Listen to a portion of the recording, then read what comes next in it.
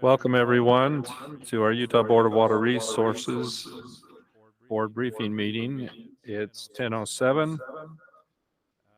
We want to welcome everybody here. We do have Juliet Tennert is excused today, and we have Spencer online. So I will turn the time over to Candace. Oh, we should do introductions. I'm Mike Davis. I'm acting chair today in Juliet's absence. I'm Charles Holmgren, representing the Bear River Basin. Kyle Stevens, representing Weber River District. Lane Ibsen, Sevier River.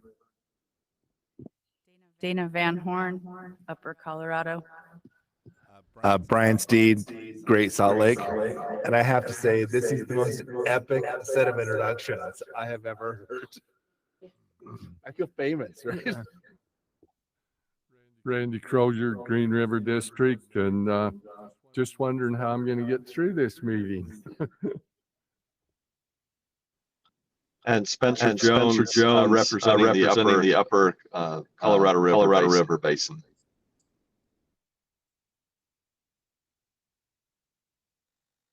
Okay, let's turn the time over to Candace now. I agree. This is going to be epic. It's like we're a part of the jazz game or something, you know, the arena. So with us today from Water Resources, we have Joel Williams, Shalane DeBernardi, Todd Stoneley, Marisa Egbert, Ani Baynard, Ben Marett, Ethan Stayner, Brad Caldwell, Jessica Chen, Jim Egbert, Shannon Cloud's doing our minutes. Thank you, Shannon. And then we have Carmen McDonald and Seth Majors working on our AV. Candace, can I ask you a question? I think that we all should be talking more in deep voices as announcers today. This is really spectacular.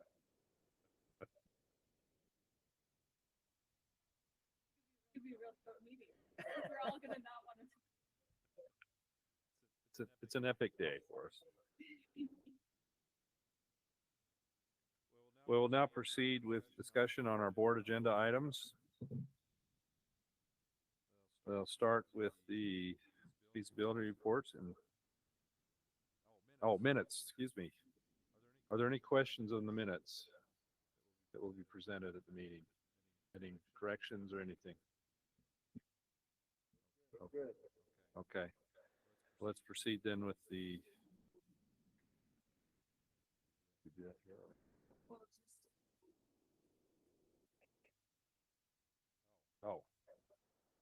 Dana, thank you.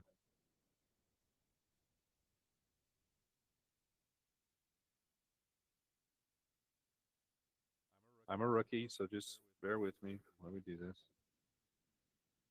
Let's proceed with the feasibility reports. It's Brad presenting on this, or?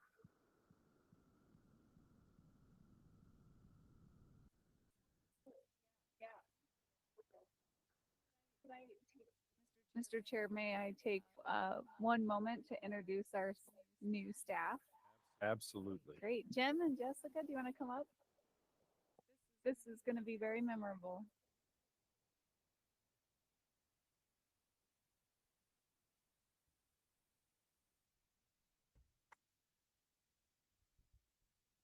Morning, Chairman and members of the board. My name is Jim Egbert. I'm the finance manager for the division. As many of you are aware, Randy Staker, our financial analyst, is retiring effective today, his final day, so he'll be here for the board meeting this afternoon. 36 years of service.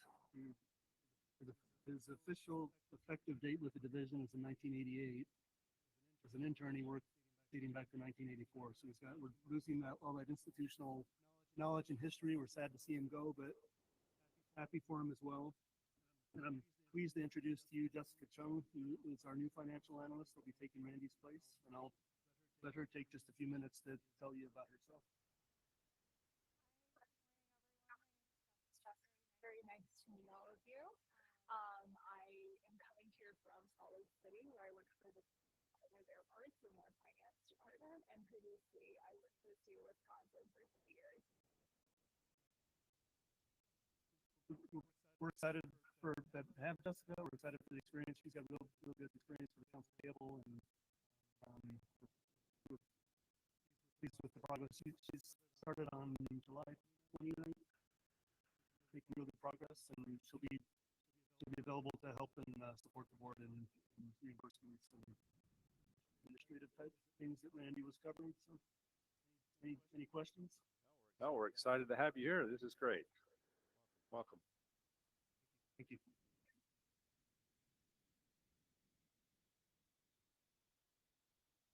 Now we'll get Brad to come up.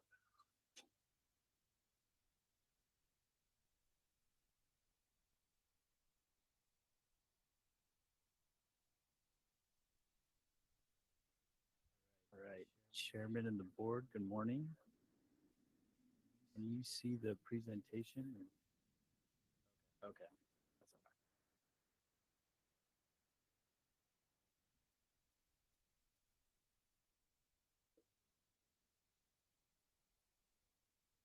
We can see him on our desktop.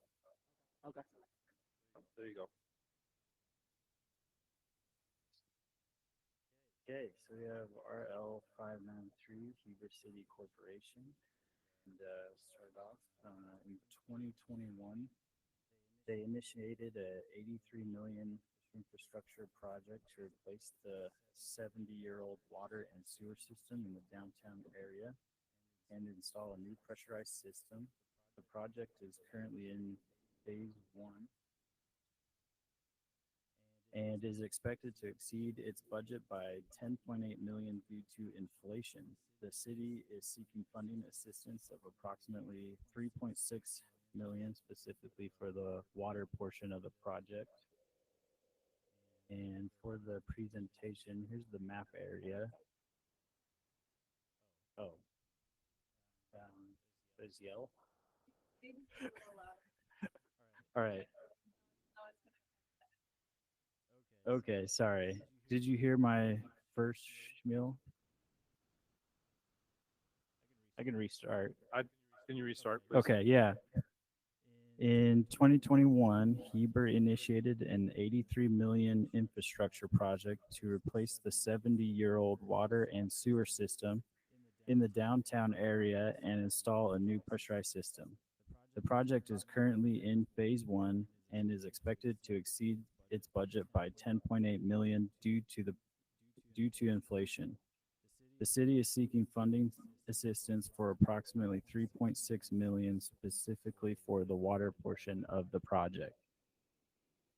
And so the map area here, the orange is what the area of 1C would be, which is what the funding is for. And then here is some of the previous project that has been under construction. They are installing the main water line right here. And then there's the close-up of that. And then right here it shows the crew that's installing the lateral connection to the house.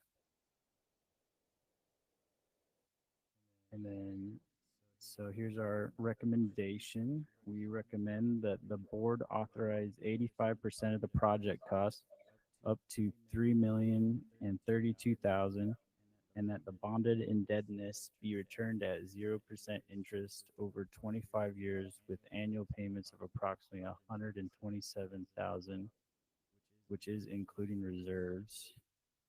And we were able to get that 0% interest off of the cities and water loan fund. So that is staff's report.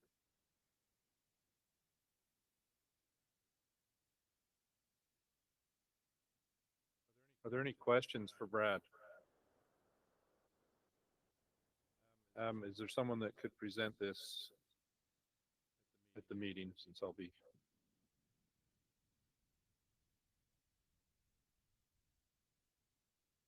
Right, Randy, why don't you go ahead, if you would.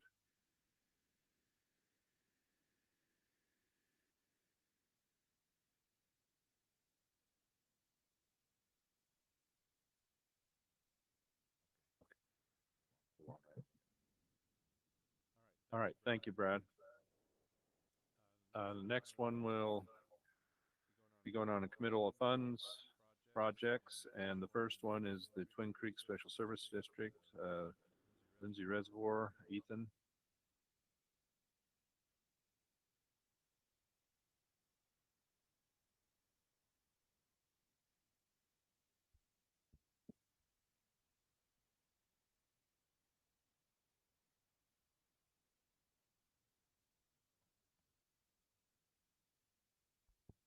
Okay, members of the board. We got another one from Twin Creeks Special Service District. Since this is a dam safety grant, it goes straight to committal. So the total cost of the project is $610,000.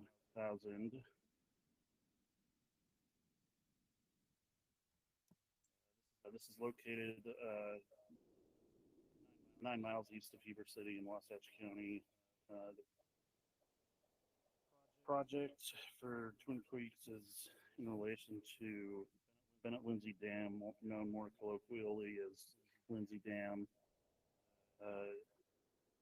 This dam has been rated high hazard by Dam Safety Office of Division of Water Rights.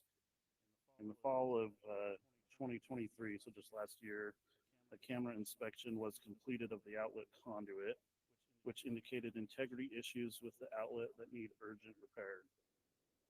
The Office of Dam Safety agreed to allow the district to store water during the winter to use this year, assuming that they would get it fixed. And so the current situation with the outlet, it's 3 different sections that have been kind of added to over the years, some with varying stages of decay, all 10-inch pipe, the concrete pipe with extensive cracking and deformed oval shape, and then some box structure and CMP.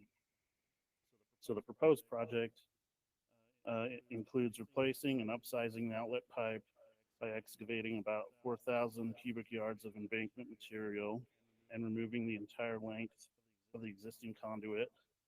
A 24-inch concrete encased HDPE pipe will be installed, and then a new sluice control gate will be installed, as well as an outlet structure with a trash rack. So the final design is complete, and they're hoping to start construction at the end of this month, so in a couple weeks here. Cost sharing, pretty simple. It's an 80-20 split, so the board would be responsible for 80-20 as a dam safety, or excuse me, would be responsible for 80% as a dam safety grant. That would come out to be $488,000, and the applicant would be responsible for $122,000. So the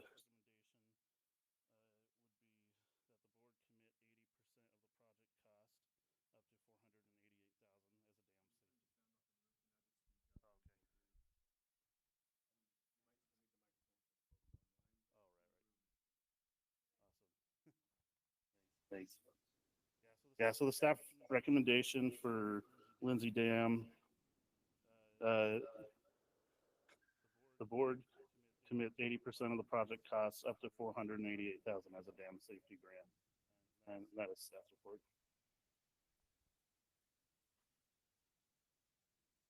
Okay, are there any questions for Ethan?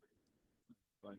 Ethan, we mentioned it last meeting, but would you refresh our memory the difference on why this is 80% versus the ones for irrigation companies with their dams are 90%?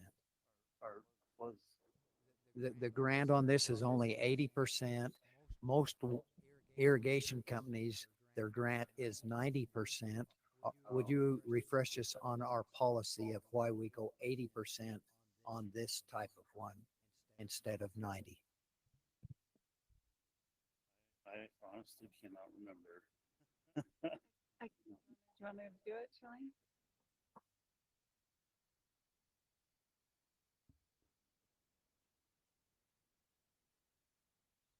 Those off.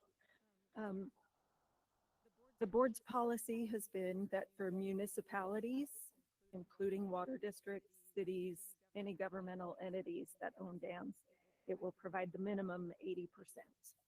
But for irrigation companies, nonprofit water companies, they will provide 90%.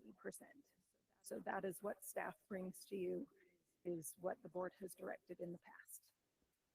Thank you. I thought it'd be just good so everybody's on the same page. So when the next one comes for a nonprofit and it's 90%, we're not saying why, what's the difference?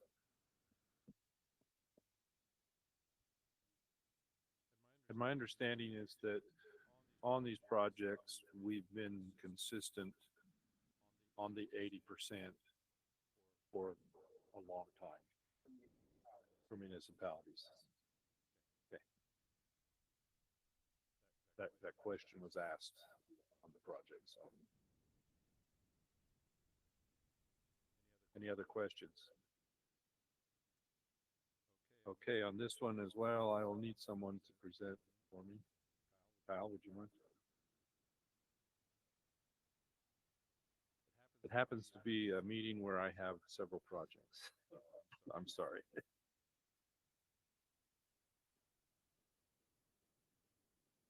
Thank you, Ethan. Okay, who's going to present for Tom? Ani? Okay. Good morning.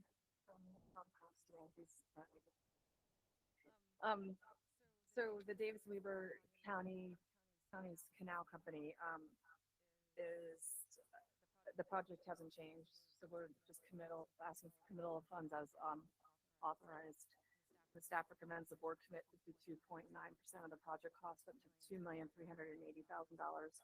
and that the project be purchased at 2.1% interest over 30 years with annual payments of approximately $107,800.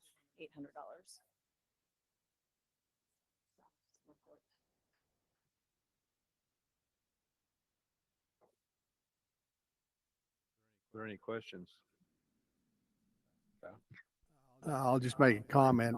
At some point in time, we may not have any applications from Davis-Weber County Canal Companies, but that hasn't been the case over the past several meetings, and probably will continue on. There's a lot of work being done up in those counties, and Davis-Weber is, as part of implementing their long-range plans, making application for loans. So this is just another, I think, another phase of that capital improvement project. I ask an uninformed question on this. What's the value of the reinforced concrete pipe versus the aluminized pipe that they currently have?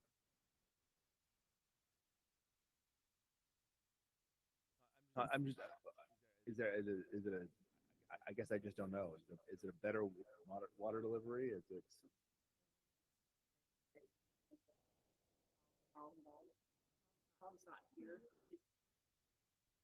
Tom's not here. It's his project, and I'm not aware of that. We don't know that. That's something we could ask the applicant. I think it just might be interesting to know. Mr. Chairman, Yes.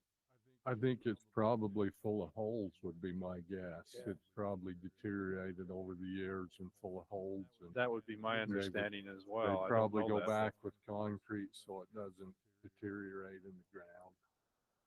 Yeah, imagine it's I know those older pipes like that. They just probably eventually just corrode. ate out. Electrolysis gets them, all kinds of things. Okay. Any other questions for Ani? Thank you. Oh, And just make a comment, and I'm sorry, since this isn't, oh. Thank you. Right.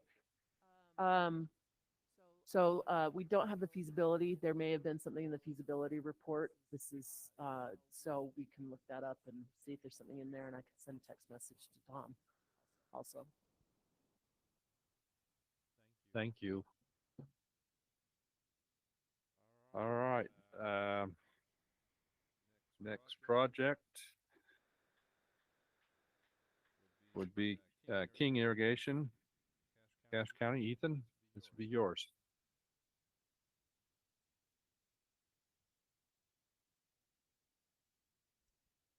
Okay, for this one, King Irrigation Company, this is one we authorized in the May board meeting. A quick reminder of the project summary. They're replacing 3 miles of unlined, inefficient concrete lined canals that are just kind of old and leaky, and they're pressurizing their system. And then they're replacing 2 pump stations with 1 multiple pumps. And update, they put invitation to bids out in July, and they just opened those bids on Tuesday. So they're looking at selecting a contractor and start on that as soon as they can. Cost sharing, let's see. They've been lucky enough to receive a couple of really good grants. A $1 million grant from WaterSmart and a $1.25 million grant from UDAP. And so the board share would be $960,000 of the $3.38 million. The terms, the repayment terms have changed since authorization, so they're going to be at the meeting. Previously authorized 28.4% of the project cost up to $960,000. We purchased at 0% interest over approximately 18 years. But we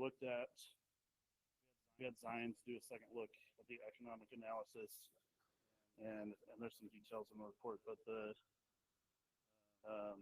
main thing is the benefit cost ratio of 1.72, and the estimated annual net increased crop income is $367,000 from that. And then looking at some other items, some of which were not previously considered, some of them were some reduced O&M, some increased pumping, some increased production, and then some sprinkler costs for the shareholders. We figured a net annual benefit of $86,500, and so ultimately that would be over the maximum year term. And so the new staff recommendation on this one for King Irrigation is that the board commit 28.4% of the project cost up to $960,000, and that the project be purchased at 0% interest over 25 years with annual payments of approximately $38,400. That is staff's report. Okay. Great. Charles, you have anything to add? I have nothing to add, but are they feeling pretty comfortable with that repayment plan? It looks like to me it would be about $3 an acre per year, something like that, $2.50 to $3. So that should be quite affordable for them, I would think. Yeah, I would think so too. He was pushing for 30 years, but we can't do that with this fund. We can only do 25. So with the new economic analysis, it showed that we should be able to give them that. And I think we're doing our part to give them the best we can. Yeah, 25 is better than 18. Yeah. Sure. And again, I'm just doing a quick calculation here based on what I recall as their acreage. And, I'm looking at like $2.80 an acre payback, and that should be quite affordable, I would think. Any other questions? One question. We have in other reports estimated how much water saved we have from a lining project like this. I don't see one in here. Oh, that's a good question. I'm not sure we looked at that. We can go back and look at the application and see if they put that in there. Mr. Chairman and Ethan, I'm pretty sure on the feasibility study we had discussion on water savings. I don't remember what it is off the top of my head. We do put that in the. I was just curious. Yeah, and they're participants in storage water on Bear Lake, and so it's closely measured. Yeah, right.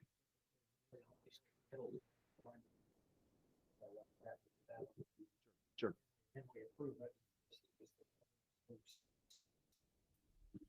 Marisa, yeah. What Blaine said. Candace. Mr. Chair, I went back and looked at the May feasibility report, and it looks like 567 acre feet was the projected savings. Got it. Okay, any other questions for Ethan? Thank you, Ethan. Thank you. Mr. Chair, I'll make the motion on that item. Thank you, Charles. You're welcome. All right, next we have Lehi City. Tom responded when I asked the question, and he says, because concrete pipe is stronger and doesn't corrode. So anyway. Got it. Thanks.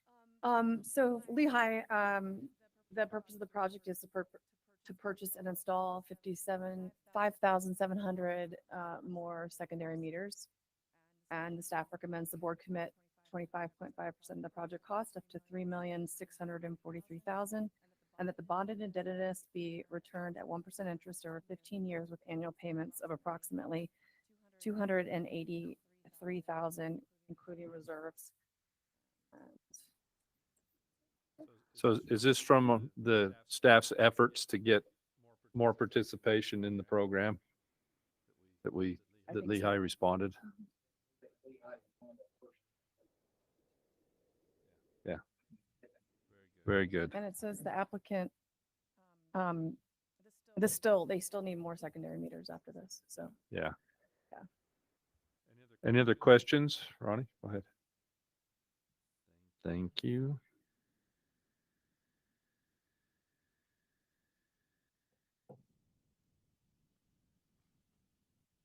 Okay, moving on. We've got the Bloomington Water Company, Washington County. Ben? Morning, Mr. Chair, members of the board. The Bloomington Water Company is coming before the board today to receive committal of funds for their project. It's a secondary metering ARPA grant project. They have jumped through all the hoops and are ready to move forward on their project. You can see before you the cost breakdown of the project, and staff today is recommending committal of funds.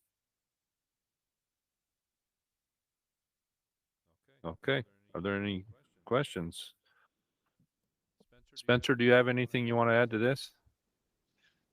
No, I know the applicants well, and in fact, I'm about 8 minutes away from that project area right here. Mute. You're not hearing me? Now I can hear you. Okay. All right. Yes. Familiar with the project. I'm about 8 minutes away from it right now.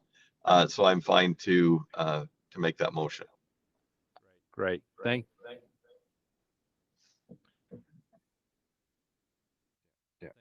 you, Ben. Next, we have some withdrawals. Millville City, Cache County, Marisa. You're gonna. Oh, did I skip one? I did. Special item, Saratoga Springs. Forgive me. Ben, you have that one too. Yes, I do. Okay, so Saratoga Springs is one of our projects. Again, it's another ARPA grant project. They were one of the applicants who metered their entire system before the ARPA funds became available, and so they were receiving a $2 million grant to pursue an alternative water conservation project. And so they previously came before the board to get authorization and committal of those funds. They had a project that kind of fell apart when they couldn't get the right-of-way permits that they needed. I guess the city didn't really have the appetite to pursue, to continue to pursue those. And so they are today coming before the board to propose an alternative project that they would like to use that money on. And that project is going to consist of landscape conversion. The city has a number of park strips throughout town. They are going to, or they would like to change that from turf grass to more water-wise landscaping. And it's going to convert up to 1.7 acres of grass, but the actual amount that they're going to convert depends on basically the cost of the overall project. And then, of course, the amount of water they expect to conserve is going to vary with the amount of conversion that they do. The other component of the project is going to include some smart irrigation controllers that they're going to install on 25 to 30 city parks. And smart irrigation controllers, they turn the water on and off automatically according to how much rain is received and things like that. So those are expected to conserve water also. And again, the exact number of irrigation controllers that they install depends on again the overall project cost. And then the third component of the project is going to be the replacement of these liners. You can see the photo here. This is their existing liner. It's a geotextile fabric which has been in place for some time. It's obviously failing. You can see through the liner in a number of places. I've got a few photos here to share with you. If you look on the very top, right at the boundary here, you can see more holes. The boundary between the soil and the liner, you can see there's holes all over it, and they want to replace it. They don't have a water savings estimate on that component of the project because they haven't yet done they didn't really. Well, because this project is late, they didn't really have time to perform a seepage loss study on the liner. They could have done that later this fall, but they would have to drain them first, and they need the money now. So, and we're actually the division, because of the timing of the ARPA money, we need to get the money out the door now, so we don't have time to wait for it. But you can see the cost breakdown here. Total estimated cost of $2.6 million. And of course, these are only $2 million grants, so that's what we're recommending that they receive. And that's my report. If there's any questions on that, I can. So I have a question on this. As far as requirements, just looking at like the landscape conversion, you get 2.6 acre feet for almost $1 million, but you go down to smart irrigation and others, and you get a third of that for 3 times the water savings. Is there requirements within the ARPA, or does it just qualify because it's something there? It's any water conservation, any alternative water conservation project. And that's my understanding of how it works, and this is what they've proposed. So there's no formulas or anything that say this qualifies or doesn't based on no anything that they can any justifiable water conservation project. And they already have some smart irrigation controllers installed, and I would imagine that they're getting a bigger bang for their buck out of that project component, but they only have so many. They can only change as many as they have. So I assume that's why they only are proposing what they did. Okay. Any other questions? Okay. Marisa has something to add. I just want to clarify on this because it'll come up again. These are the $2 million water conservation projects because they've already installed meters. They installed meters prior to when it was required. So the code allows $2 million for an alternate conservation project. So they just have to identify the project, give us the costs, and yes, they qualify. Because they've already installed the meters and done that big part. So okay. Yep. Thank you. Ben, thank you. Marisa, you might as well stay. Or do you want to? Who's going to do that one for me? Dana, thank you.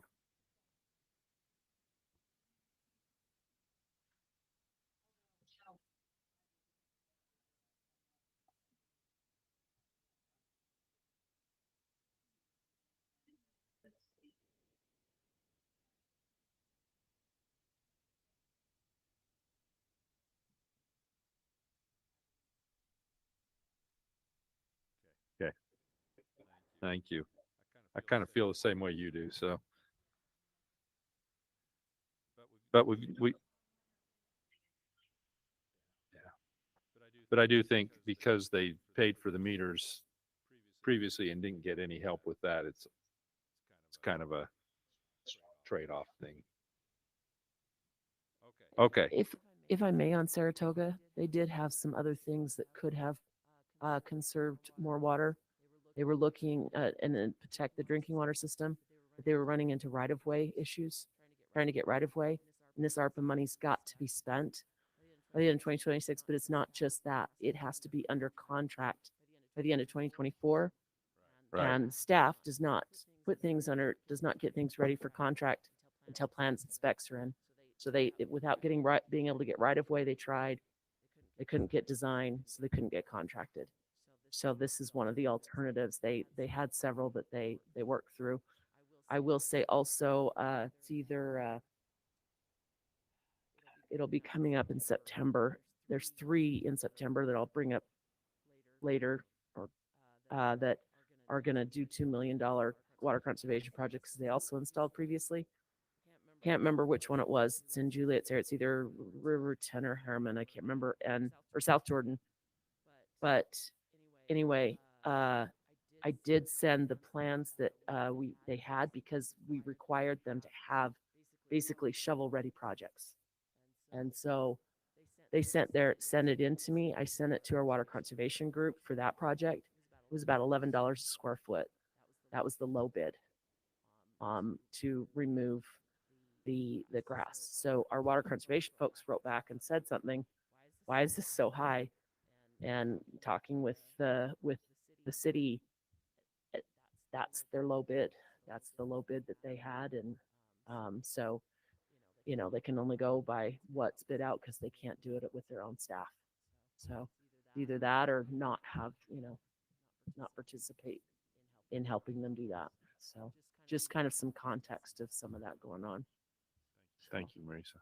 Yeah. Okay. Now we'll move on to the withdrawals. Millville City. Yeah, and just both of these, they're withdrawing. Millville City got kind of left in the dust a little bit.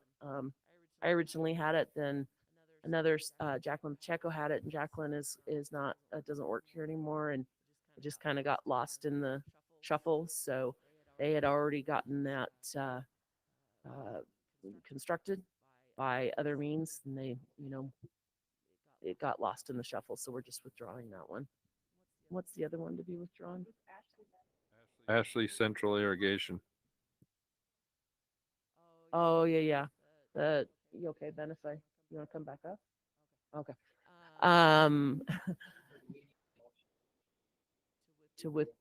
You think usually we just do them both at the same time. So Ashley was just one of those that wasn't going to use the funding, wasn't going to meet her. We just missed it in the grouping, because they told us a long time ago they weren't going to use the funding, and we just hadn't gotten to the withdrawal. Yes, Brian. Okay. Are there any questions on these 2 projects, Brian? Yes. Yeah, Ashley told us a while ago, and Millville I talked to. Just to Okay, make so sure. Charles, can you do that motion? Yes, Mr. Chairman, I will. Millville. Is that okay, Randy, if he does them both? Okay. Thank you. All right, we have new applications now. Yeehaw. Sterling Irrigation Company, Sanpete County. Mr. Chair, if that's in my area, if I could, I have a little bit of background on it. It's a new application that's just submitted. This one we won't see it probably until our December board meeting. They did not get the new application in time for staff to review for our October board meeting, but this has some unique stuff on it. I'm going to go over next Wednesday with Russell Hadley's the staff member that's been assigned to it, and I'm going to go over and do a field evaluation of it. What they've got is they have Sterling Irrigation Company has water right out of 6 Mile Creek, and it goes into Palisade Reservoir. There's that little state park there. Yes. At Palisade, and from Palisade it goes into the Sterling Irrigation Company. Has a 20-inch. It's a transite pipe. It's an old transite asbestos type pipe. It's falling apart. Anyway, the transite pipe's undersized, brittle, breaks frequently. There's no repair parts and all of that. little more background on this. Sterling Irrigation Company, just a small company, but Sanpete County has been a member of the Central Utah Water Conservancy District. For those of you who know that, I think you're on that board, aren't you, Mike? I used to You be. used I'm to not be. now. Okay. Anyway, Sanpete County 2 years ago decided they wanted out. They've been paying $1 million a year, or give or take, or whatever, and felt like they weren't getting anything out. So Sanpete County petitioned Central Utah Water Conservancy District to let them out. And somewhat reluctantly, the Conservancy District let them out and said, here's a $5 million block of money that you've paid into this. We will allow you to take that money back and use it for projects in Sanpete County, but they have to be construction started by December of 2023 and complete by December 2024. And that's pretty aggressive. And so Sanpete County, they have a Sanpete County Water and Conservancy District there. They hurried and advertised and says, has anybody got any projects? They got one project that applied for it. They wanted $1 million. So here sits $4 million. In the meantime, they have $4 million left, but nothing contracted by December of a year ago. And so Sanpete County went back to the Central Utah Water Conservancy District and said, look, we need more time. And so with the time, the Central Utah Water Conservancy District Board said, okay, we'll give you one more year, but you have to have projects started construction by December of 2024 and complete by December of 2025. And we're not going to give you the $4 million remaining. We'll only allow $2.5 million. So they reduced the amount that was there. So Sanpete Water Improvement District or Water Conservancy District hurried and advertised again. And these projects take time to get approved and engineered and all of that. In July, less than a month ago, the Sanpete Water Conservancy District approved a grant to the Sterling Irrigation Company for their pipeline, is 75% of their cost of the pipeline. The pipeline's going to cost $1.1 million basically. They approved 75% of that as a grant, with the stipulation construction has to start by December and it has to be complete by a year from December. So with that, now Sterling has a grant for 75% of the project. They don't have in their coffers the other 25%. So this application that shows right here that won't actually be ready to go before the board until the December meeting is for the 25%, the 300,000 basically. Of course, they have to have construction started before then, and especially with winter, they want to start construction in October. So their application is for 25%, but we won't even be able to approve the 25% until the December meeting in all likelihood.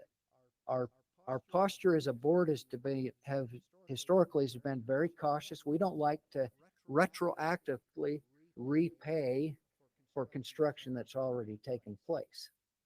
But they're going to start construction. Their intent is to start construction in October. So this one has some unique circumstances. The engineer called and visited with me and said, would the board consider a retro? He says, I know this is not convention. I know it's different and all of that.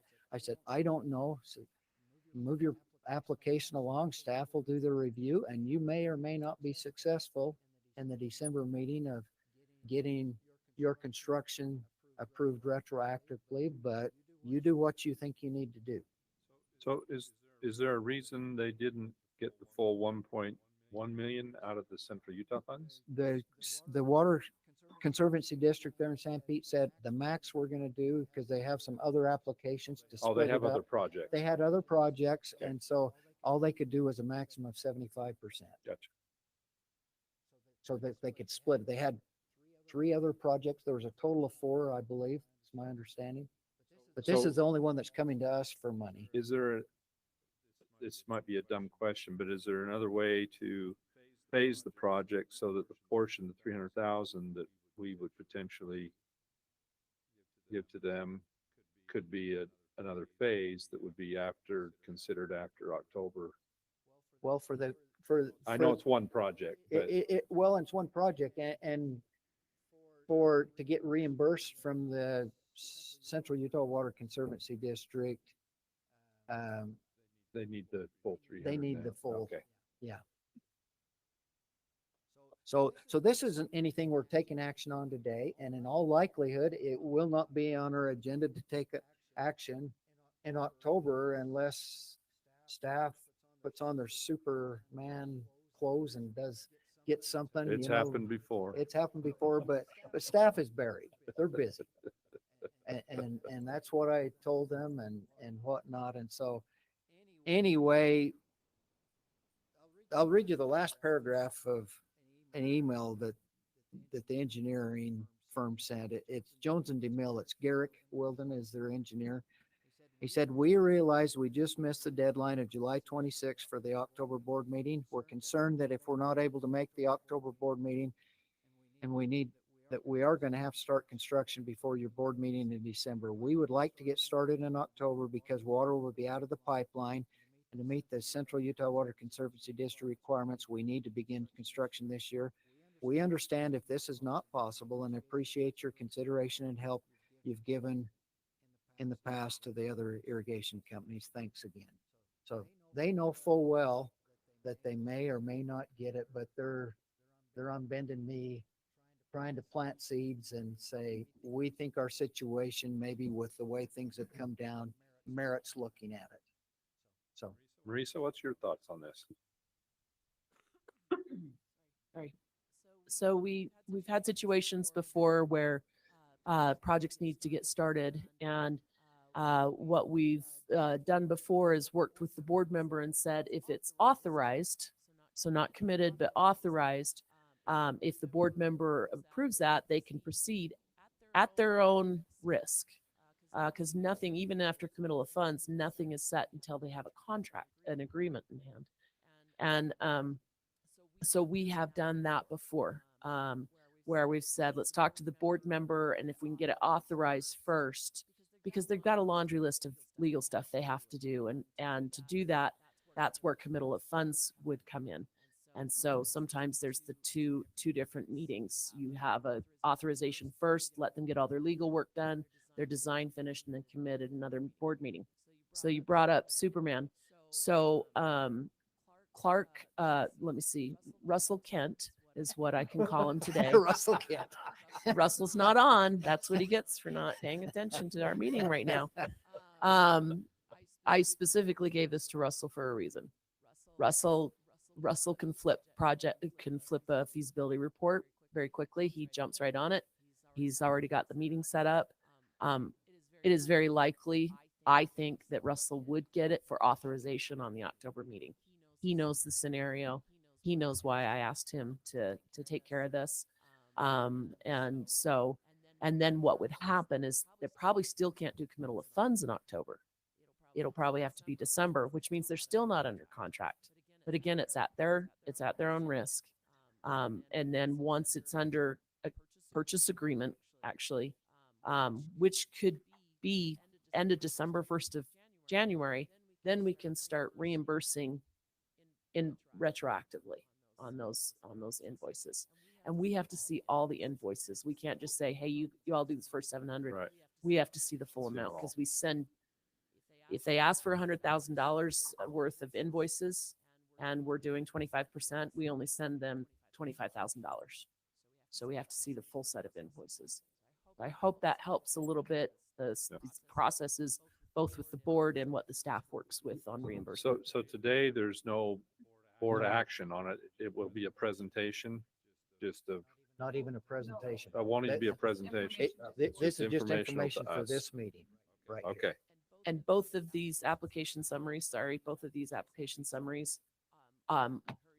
we got them on because the other one is also in a bit of a hurry, not to start construction, but is it not Greendale? Not Greendale. It's North Creek Irrigation Company. They were awarded the Water Smart grant, and they want the Bureau to feel comfortable that they're getting their cost share.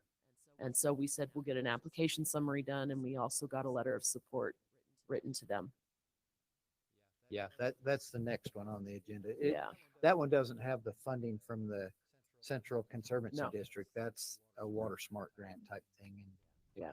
And they're not asking the same thing. They're not asking a retroactive. They're just in a hurry. So if you see on your board reports where it says approved, authorized, approved is the board meeting where the application summary was presented. And so that's just letting the board know that this is, because at this point, the board member might know about it, but the rest of the board does not.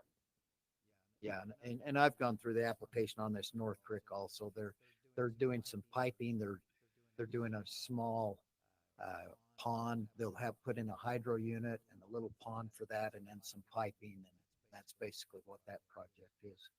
And that one's over there at Mount Pleasant. So. Okay. I have two this time that are in a hurry. They're in a hurry trying to get things moving, and it's based on grants and things like that. So are there any questions then pertaining to these two projects as we look at it and get the information, and we'll be waiting for October meeting then to do something on? We'll see what Super Russell comes up with. Perfect.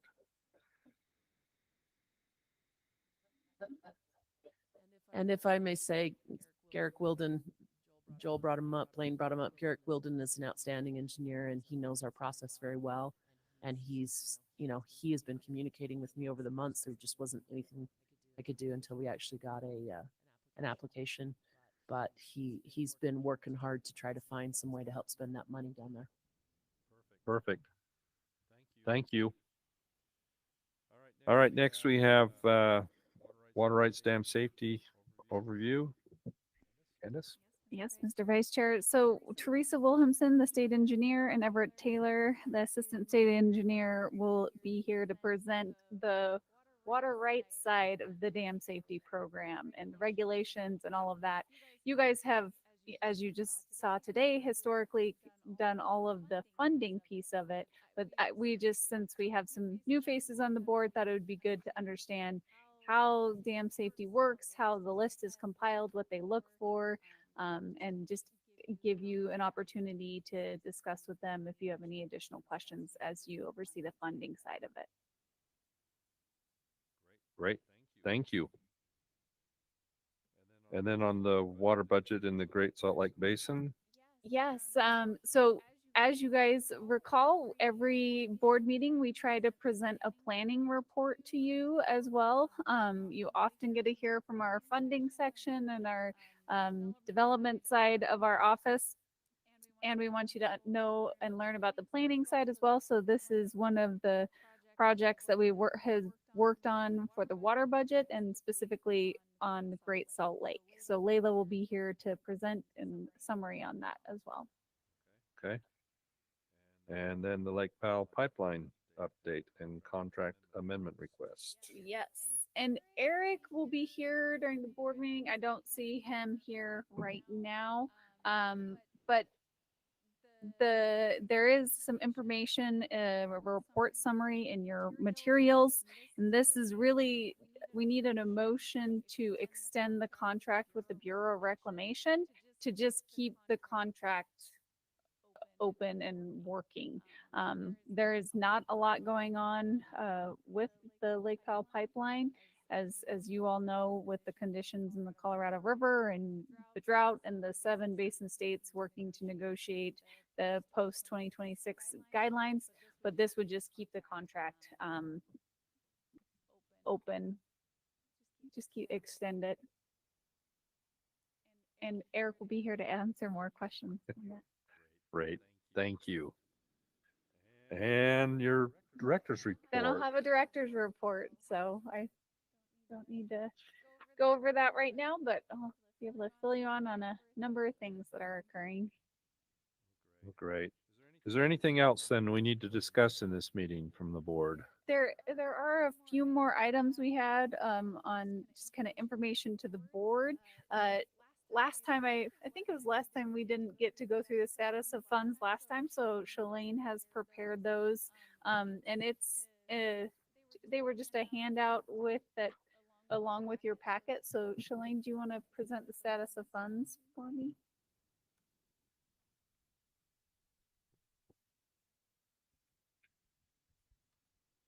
And I will apologize for not having it to you a week ago with the rest of the board folder, and not even getting it out earlier this week. I was finishing it this morning, and I was waiting on some information from the Division of Finance that I didn't get. So this is my best estimate without official numbers from finance. I do have information from Jim, our finance manager, but not from the Division of Finance. I will say things are looking pretty good at the start of a new fiscal year. Of course, at the beginning of every fiscal year, I take into account what we estimate interest will be on the funds that we earn, what repayments will be. That's some of the information. I know what we got in repayments last year. I don't know what's expected this year. So that's where most of the estimating happened. We also, the C&D fund is the one that grows the most with the sales tax, and it's the one we'll highlight with the most money sitting in it right now, even if all projects are funded.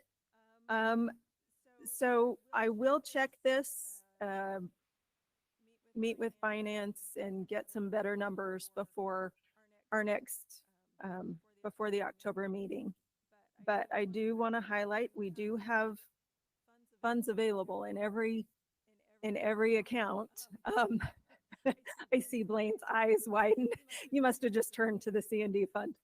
So I'll just highlight, even with funds that are committed and authorized, we've got almost 8 million available in our revolving fund. It's the one that doesn't grow a lot because most of those are loaned out at 0% interest, sometimes very long repayments. So it grows slowly, interest usually, and but it's for smaller projects, those $1 million or less. So, but we do have room to fund more projects in that one.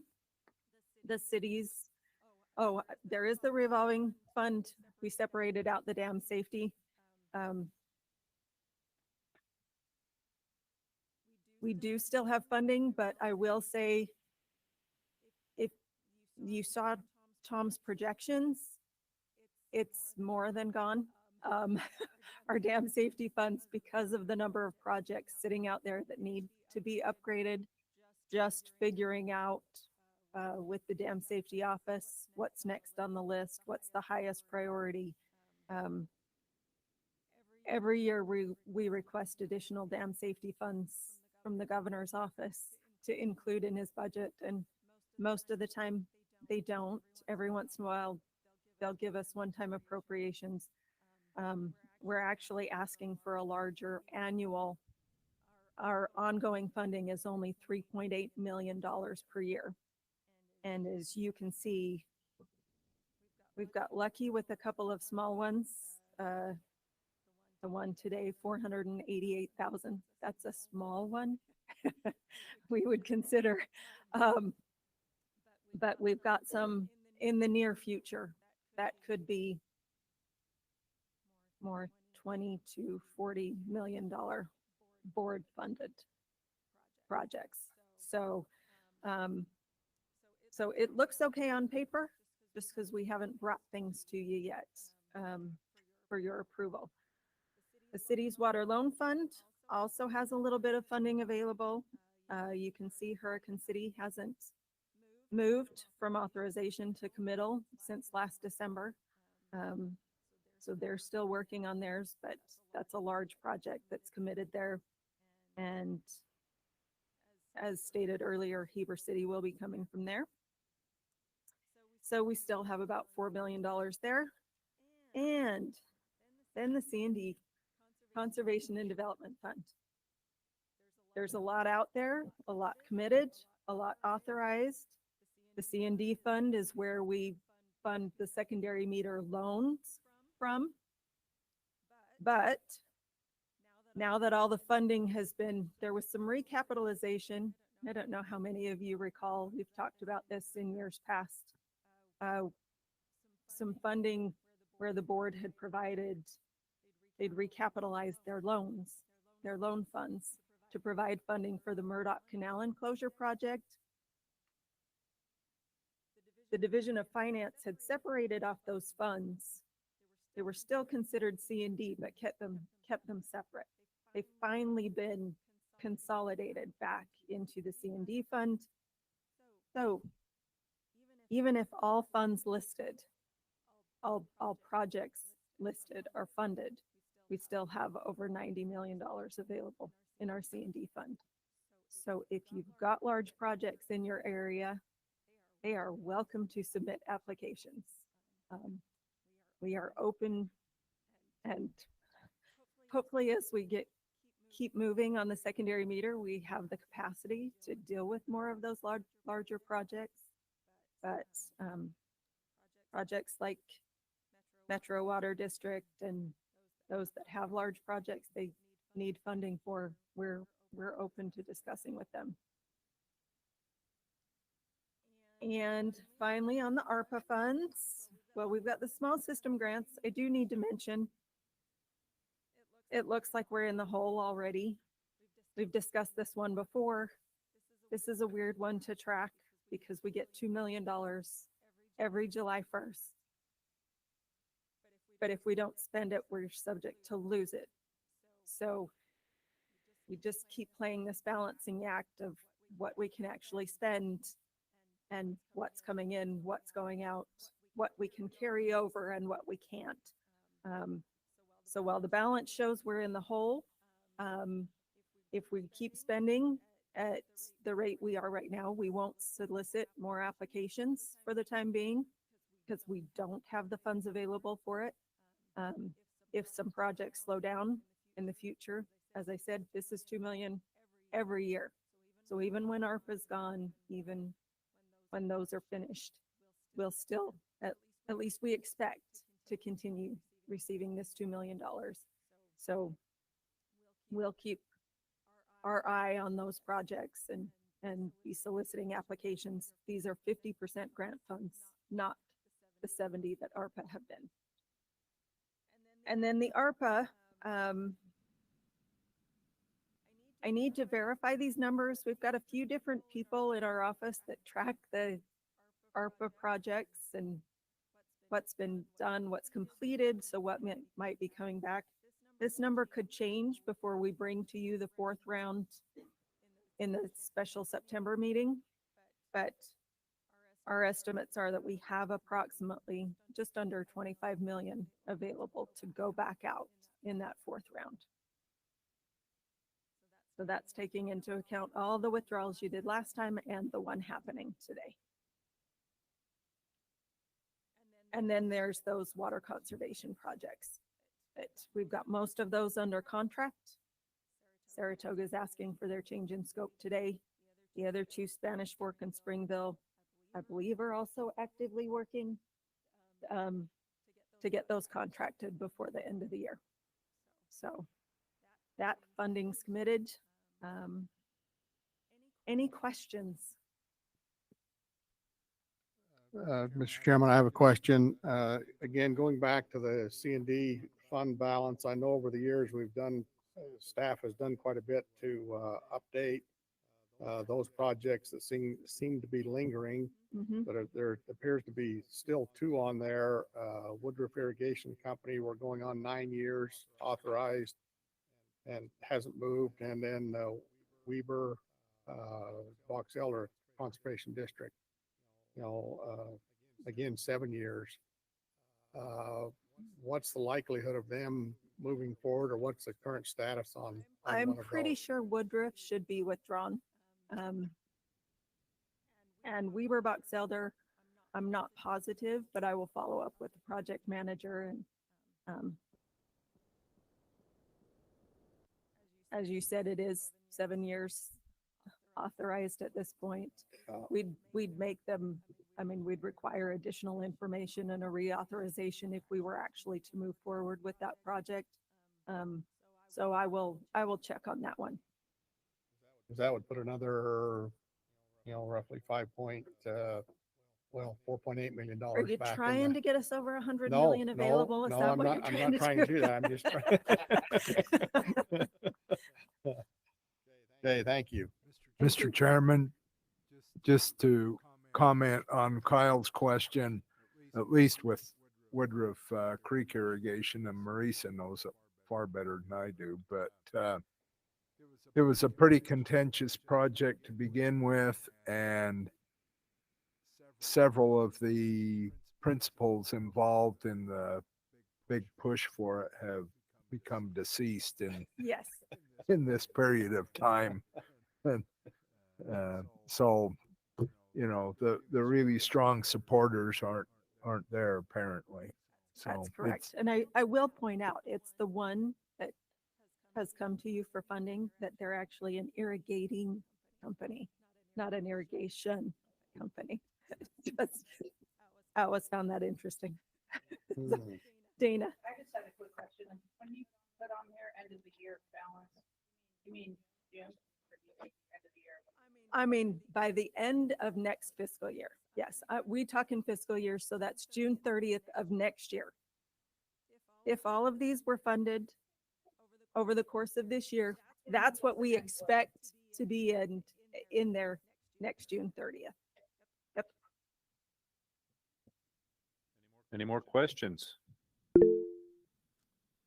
If not, Chairman, I just had a question. What's the difference between an irrigating company? Sorry. things, More excellent. things. There's more things on the list. I didn't move. There are a few more things. So Shalane is gonna cover Oh, the echo's back. water conservation, some of the things that we've been talking about. Yes. And then we'll have Wendy present some information as well. So we had talked about doing a work group to discuss possible board changes to the board guidelines in conjunction with the tour. The tour didn't happen yesterday, as most of you know. So we're going to move that to be in conjunction with the tour. I still want to schedule that around that, have a work group to actually talk through some things. But I did want to let you know some of the things, well, at least one of the proposed things I've heard get you thinking maybe about what you might like to see, what your thoughts are.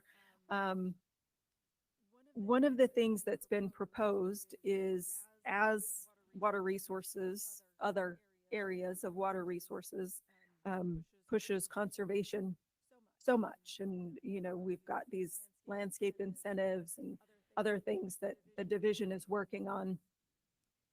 It's been stated that the board, with the one holding the purse strings, could have a little more influence in conservation. And so one of the suggestions that has been made, and it would be in the board guidelines if the board agrees that this is something they'd like to add to their guidelines. There's a list of projects you won't fund. You won't fund projects for families or developers. And it's been suggested that the board add to their list of projects they wouldn't fund projects for those with land use authority that have not adopted water-wise landscaping ordinances. So these ordinances have to be in place for the landscape incentives that residents can apply for if they change their landscapes. And those are the similar ordinances that it's been recommended. If the city is not willing to adopt those, municipality. So that's why we went with the kind of general applicants with land use authority. If they haven't adopted those ordinances, is that something the board might want to add to their guidelines? So I think at this point, it's just throwing it out there, see what you think, stew on it, ruminate. I'd be interested in other ideas, other suggestions. My intent is to send you all out that along with some other things that are currently maybe not in guidelines, but staff policies that the board has given before, like the dam safety, 80%, 90%. And get those out to you so that we can have a productive work group. And then I'd be open to other suggestions before our October meeting. So Candace, you had. Mr. Chair, if I might. Yes. I think one of the thoughts why this might be a good idea is you guys have seen the cost of retrofitting when we do landscape conversions. It's very, very expensive. And so so one of the things that happened when the legislature gave the division, $3 million per year to set up a new landscape incentive conversion program is that rather than just always kind of chasing our tail, where we go out, we do a retrofit, we give people money to, remove their park strip and put in water-wise landscaping, and then the builder across the street builds a bunch of homes and lays down a bunch of turf in the park strip or wherever. Our goal was and what we've done with the support of Director Ferry and the governor is that we require entities that want to receive these rebates, their residents to receive their rebates, that they have to adopt these water efficiency standards. So we pretty much stop chasing our tail, right? That it's hopefully going in right the first time. And then we're not having to retrofit things that could have been done right. Because we know better now that we can landscape in a way that uses much less water. So that's why one of the reasons, this is a proposal before you, and we can talk more about it next time. I just want to give a little more context. It was even commented about how much it costs to do these type of projects when we retrofit and remove landscaping and put in water-wise landscaping. It is very expensive, and so if we can do it right this first time, it saves us money. So I understand why you explained why you did land use authority, but districts as a whole don't have land use authority. Right. They apply for the funds as well. Right. In fact, significant amounts of funds. Right. Why aren't we including them? Well, I think because they don't have land use authority, it's not possible for them to pass an ordinance. I mean, I live in Riverton City. Riverton City has ordinances that I'm expected to follow or I can be punished, right? I get a lot of my water though from Jordan Valley Water Conservancy District. But I don't think they could pass an ordinance regarding my property. I think that would be on Riverton City to do. So I think there are things. I understand that, but most districts contract with municipalities to supply Okay, true. their water. And so it's almost like we're skipping a step if we leave them out. And all the grants get filtered through the districts and the cities still get the benefit of additional funds. Maybe the idea, and because we've actually seen this, it's not a board project, but some funding that the division has received for a project up north where Weber Basin Water Conservancy District is trying to make it a condition of a contract to this city that they have these ordinances in place. So I don't know that the district, as I said, I don't know that they could have ordinances in place, but they could make it a condition of contracts with those with land use authority that they provide funding to. So yeah, that's not a bad idea. It would be figuring out how to put that in the board's guidelines, if that's something you're interested in. I am, but I don't know that. Yeah, I was going to say, others you are, I'm sure Brian is.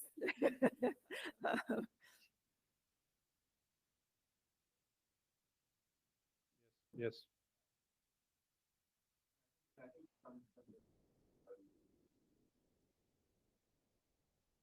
Mhm.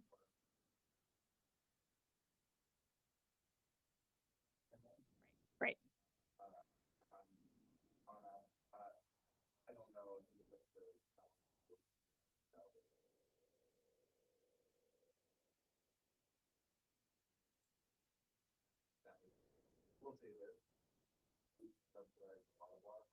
Yes.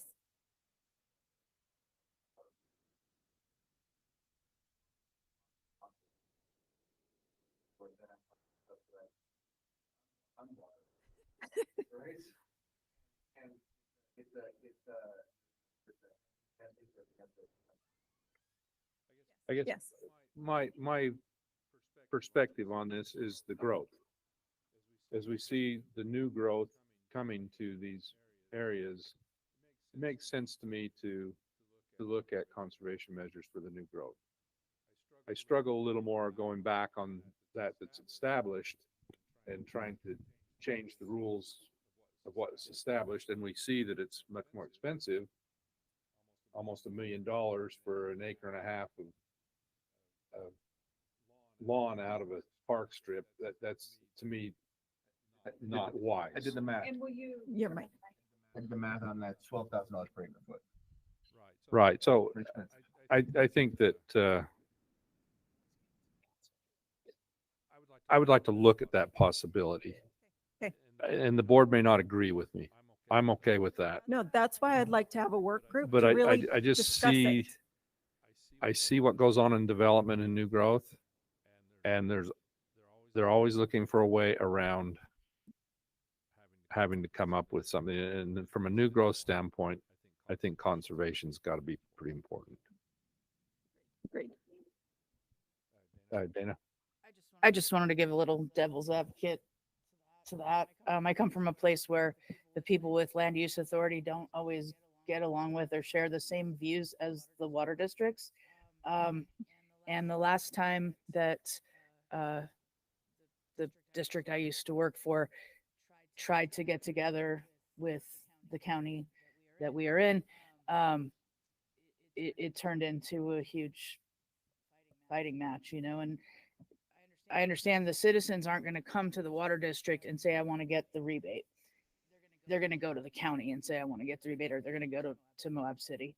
The folks who are providing water out in the county or providing irrigation water from Ken's Lake have very little influence because people don't necessarily want new growth. And, so it's harder to cooperate sometimes, and forcing one entity to do something so another entity can borrow money is, I think, might be a bit of a problem. Thank you for bringing that up, because I think that's what we need to do as a board. We need to present all the different scenarios that we may not see, but I still think it might be good to look at it and give us the information. Agreed. And then Yeah. we could make those decisions. Great. Thank you. And so, as I said, sending out and soliciting, asking for you to submit ideas, suggestions, and then we can sit down, maybe after a fun little airboat. So, thank you. Thank you, Shalane. Thanks, Shalane. Wendy, do you want to come up and provide some information? I've asked Wendy to give you guys an update on the Great Salt Lake litigation, as well as the Arizona Navajo legislation. And then I forgot, we'll have one more. We're going to give you an update on the ARPA, fourth round ARPA applications that Marisa is going to get. Thank you. Good morning. So again, the director asked me to provide some information. Is my mic on? Okay. Okay. So the Great Salt Lake litigation, many of you are probably familiar with this. This was an action filed by the Utah Physicians for a Healthy Environment and other NGO groups, including the Utah Rivers Council. It was filed in September of 2023. The named defendants in that litigation are DNR, the Division of Water Rights, and the Division of Forestry, Fire, and State Land. The primary claim in the litigation is that the public trust doctrine requires FFSL and water rights to act to regulate water rights to protect levels in Great Salt Lake. So basically go in and curtail upstream water rights as necessary to meet a level in Great Salt Lake. A number of parties intervened in this case. A lot of water users came into this case. And as you may recall, this board voted to intervene as well. So an intervention action was filed by the board and by the division in this case. They were both granted intervention. Following that, the defendants and several interveners filed motions to dismiss the case. There are 8 pending motions on various grounds on this one. The division and the board joined in those motions to dismiss, primarily just joining in the arguments made by the main defendants, and then also raising the specific harms that can be incurred by the board and the division if the plaintiff's arguments are prevailed. Primarily, we focused on the risk to the collateral, so the water rights or bonds that this board holds, or the division holds water rights as well, and the need to protect the water rights to protect the values of those loans. If these water rights are curtailed out of order, obviously these projects could fail and we could see harm come through in the collateral that you're holding.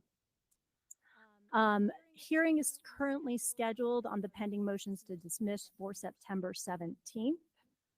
We are still working through how that's going to play out because, again, there are a lot of parties involved in this.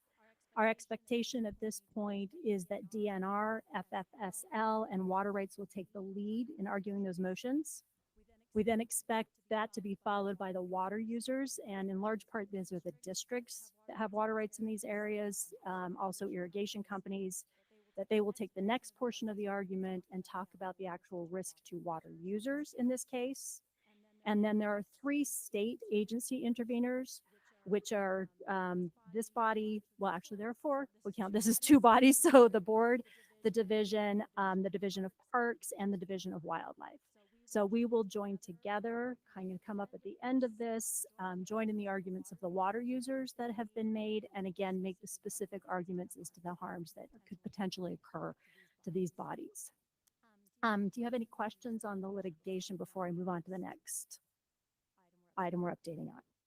Okay, the next item we're talking about is the Northeastern Arizona Indian Water Rights Settlement Act. This is legislation that is currently working its way through Congress. Arizona is working on a settlement with tribes in the northeast portion of the state to settle their water rights claims. And these are primarily their Federal Reserve water rights claims. And it is with the tribes, the Navajo Nation, the Hopi, and the Southern Paiute that are trying to settle these rights. They've entered into a settlement agreement regarding those rights. As I mentioned, the legislation is currently working its way through Congress. There was a hearing on this last week before last. While the state generally supports tribal reserved water rights settlements, we do want to make sure that we are very clear on that point, that we want to settle with our tribes. We encourage other states to settle with their tribes. There are a number of issues in that legislation that need to be addressed that impact upper basin states generally and Utah specifically. Part of this involves water that under the 1948 Upper Colorado River Basin Compact, Arizona was allocated 50,000 acre-feet of that water. The strip of Arizona is technically in the upper basin, not in the lower basin.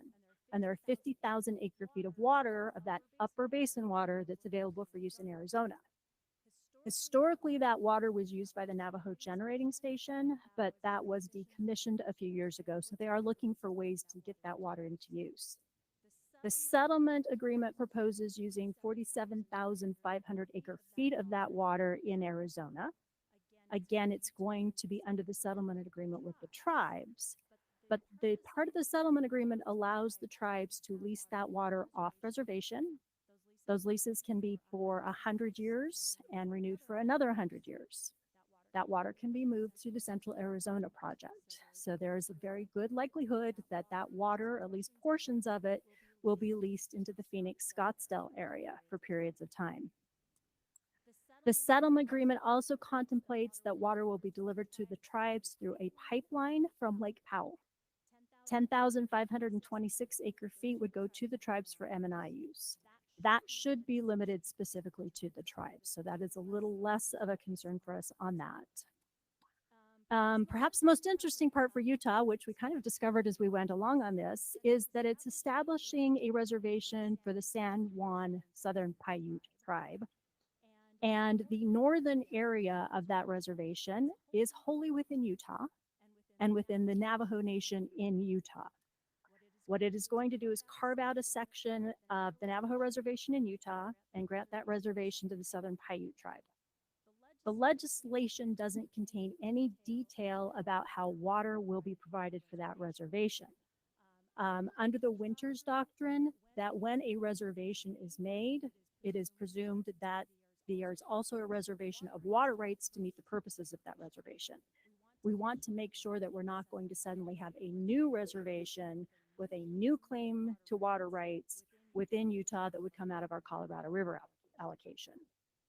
Discussions with the tribe and the general language of the treaty that was entered into by the San Juan Paiute and the Navajo suggest that the water is supposed to come from the Navajo, the settlement we've already reached, the 81.5, to the Southern Paiute.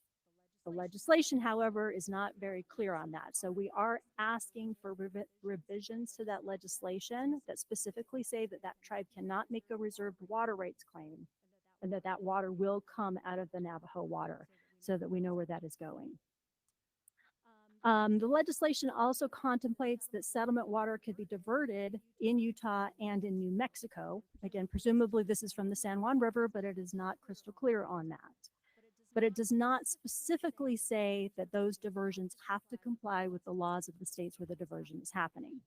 We also want to see that legislation modified to make it very clear that if the diversion point is going to be in Utah, it has to be subject to Utah law and regulation by the Utah State Engineer. Finally, the legislation kind of fails to account on how upper basin water that is not consumed by the tribes, so water that could be delivered elsewhere in Arizona, is actually going to be accounted for, because this is mixed with lower basin water and upper basin water that are coming out of these points of diversion. So we want very clear language in this legislation that says upper basin water delivered into Arizona remains upper basin water and is counted as their 50,000 acre feet of Arizona water.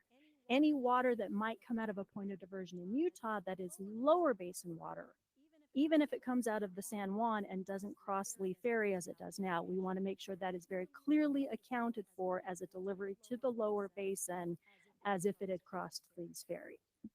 So a House Committee on Natural Resources hearing on this was held on July 23rd.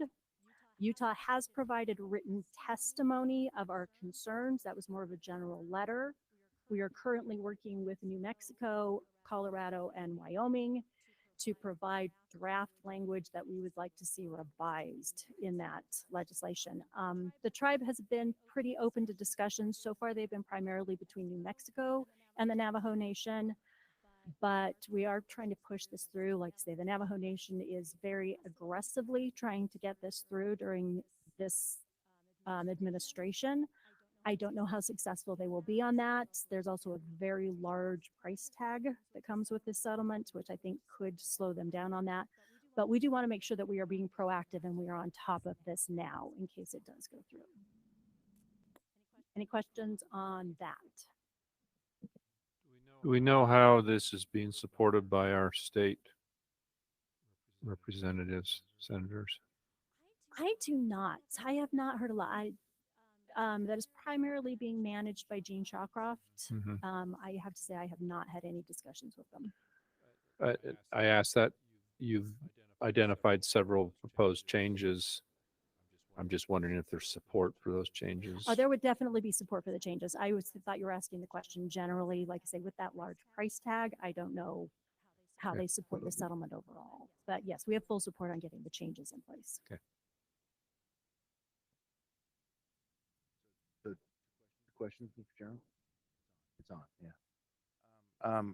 Question number one, if there is a upper to lower transfer, is that only for this project, or does that facilitate other projects that may also contemplate an upper to lower basin transfer?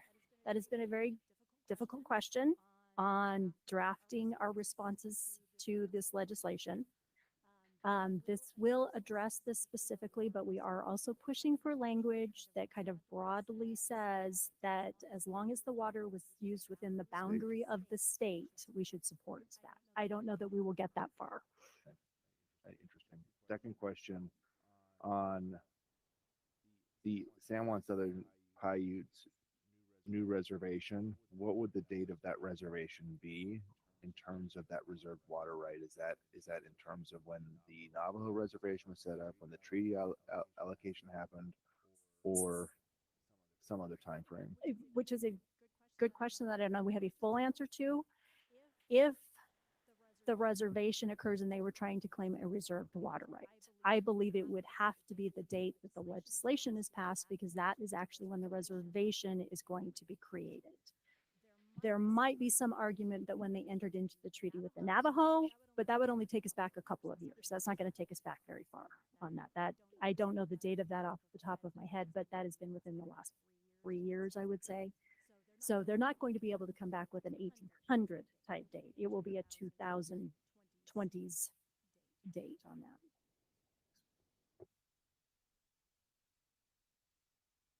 Great. Thank you.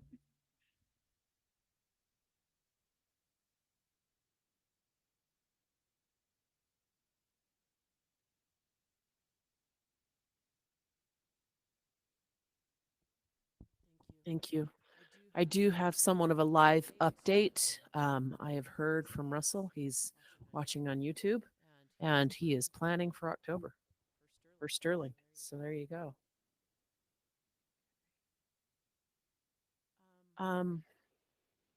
Seth and Carmen, can we still show the laptop out here? Oh, is it? There we go. Thank you.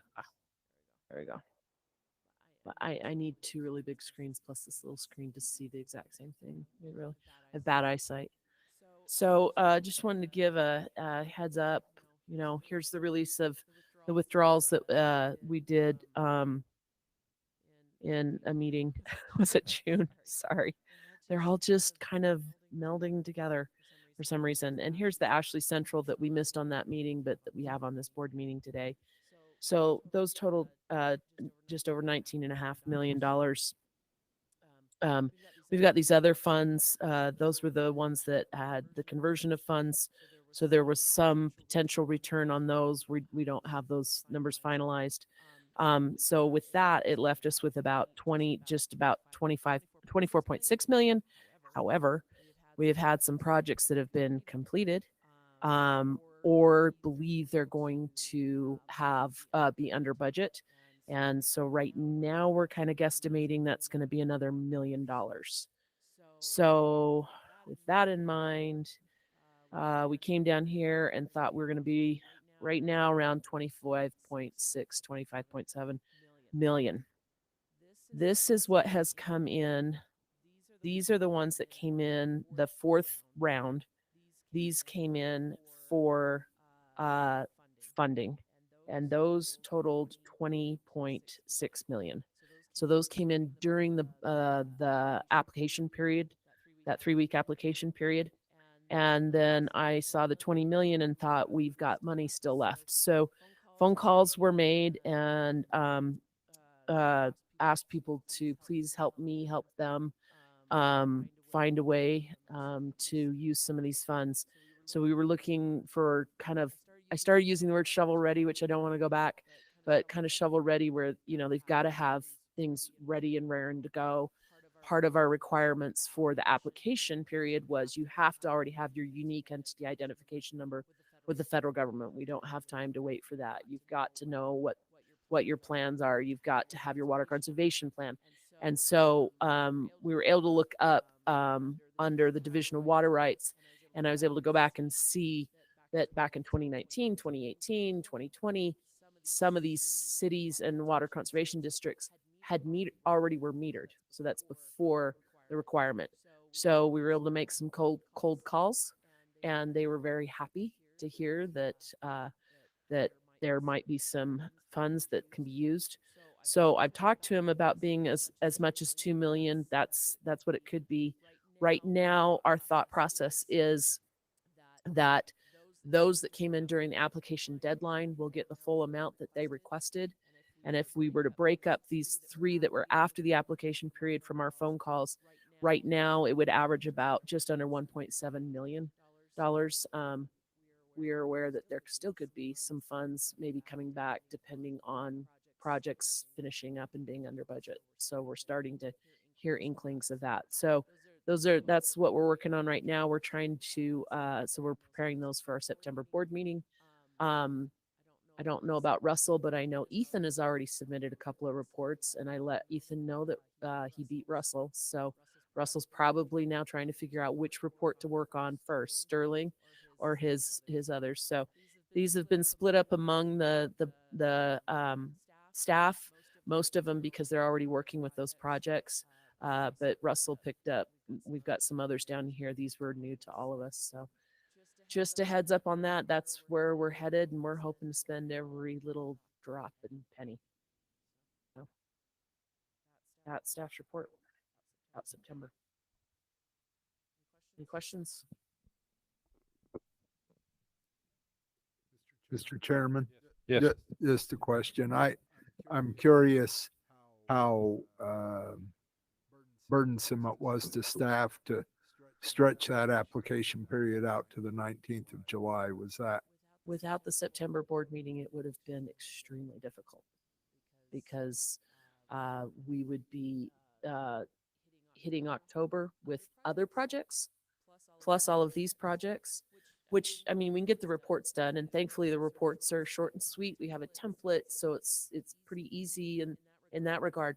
But after the board meeting, then comes the making sure all the requirements really are there, which I have, that was part of something I was checking as applications were coming in. Do they have everything they're supposed to have, and reaching out to them? And then, but we have to go through the contract process, and that takes a few weeks if everyone's in town, if everyone's available, if the numbers, and so that's what I was really worried about, was trying after the October board meeting to shove that into November and December. And so this gives us some breathing room there, but they don't have any breathing room for now. And these reports are due next week by the staff so that we can start the review process internally to have those board report ready a week-ish before the September board meeting. How rapidly did the applications come in? Did I they mean, take the whole time period, or? Some hit up front, and I think some still trickled in near the end. Yeah. And then we kind of left it accidentally on purpose on open over the weekend because it closed on Friday at midnight just to see, and nothing else trickled in. And Monday started making phone calls saying, we've got some money and you have already installed meters. Do you have something else you can do that will conserve water? So, and that's where we've run into this situation where they've got to be projects that are ready to go, and they may not be the best benefit cost ratio to compare it to something else, but we don't have the time for them to make those plans before the end of this year. So I hope that explains a little bit of that. So, yeah. Thank you. Thank you. Well, Mr. Chairman, just to confirm, we did set the special electronic board meeting for September 12th at beginning at 2 p.m. Is that correct? That sounds really good. Is that correct? Okay. Just wanted to confirm that That's was correct. the date and I'm time. looking at Candace because I don't have my stuff. Verifying in my calendar. Yeah. Thank you. My brain's a little.